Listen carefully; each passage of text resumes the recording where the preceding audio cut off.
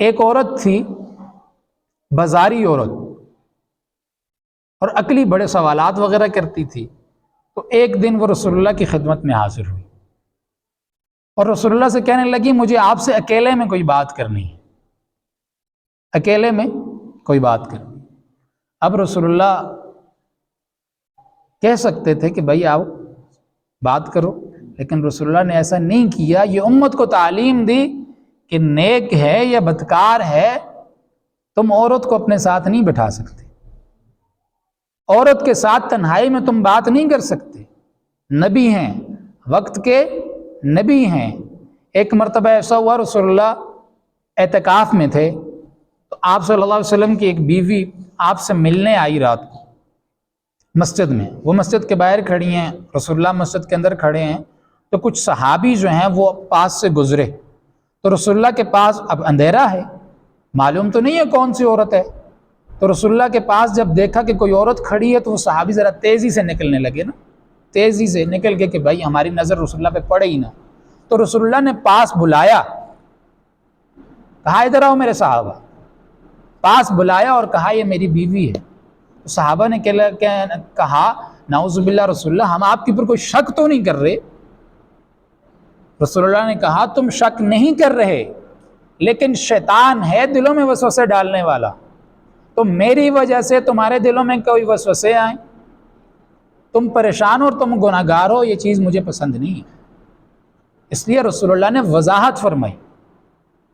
حضرت اشرف علی تھانوی رحمۃ اللہ علیہ کے پاس کچھ عورتیں آئی اور کہنے لگی کہ ہم آپ کے ہاتھ کے اوپر بیعت کرنا چاہتی ہیں. نیک عورتیں ہیں نا تبھی تو بیعت کرنا چاہتی ہیں، اور نیک شخص کے ہاتھ کے اوپر بیعت کرنا چاہتی ہیں. انہیں حکیم الامت کا خطاب ملا ہے، اتنے بڑے بزرگ ہیں.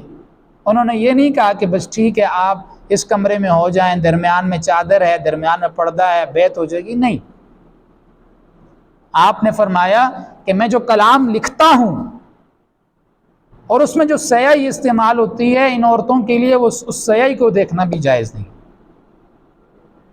رسول اللہ کے پاس جب وہ عورت آئی اور کہنے لگی مجھے اکیلے میں بات کرنی ہے آپ سے، مکار عورت تھی، تو رسول اللہ نے کہا کہ مدینہ کی کسی بھی گلی یا کسی بھی سڑک کے کنارے کھڑی ہو جاؤ، میں وہاں آ کر تمہارا سوال سن لوں. صحابہ بھی موجود ہیں. اور دوستو یہاں سے آپ کو ایک اور سبق ملتا ہے کہ فحش عورت اتنی خطرناک ہوتی ہے کہ اس سے ایک جو مرد ہوتا ہے نا عورتوں کے لیے، اس مرد سے بھی زیادہ خطرناک عورتوں کے لیے فحش عورت ہوتی ہے، بازاری عورت ہوتی ہے. جیسے عورتوں کے لیے مردوں سے پردہ کرنا فرض ہے، ایسے ہی فحش اور بازاری عورتوں سے بھی پردہ کرنا عورتوں کے اوپر فرض ہے. ایسی عورتوں کو آپ اپنے گھروں میں نہیں چھوڑ سکتے، آپ اپنے گھر والوں کو ایسی عورتوں کے گھروں میں بھی نہیں جانے دے سکتے.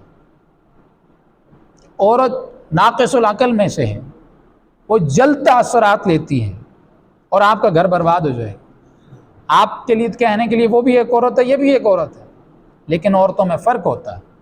اس کو عربی میں محلۃ الدجاجہ کہتے ہیں. بازار کی مرغی کہا جاتا ہے اس عورت کو، جو بازاری عورت ہوتی ہے.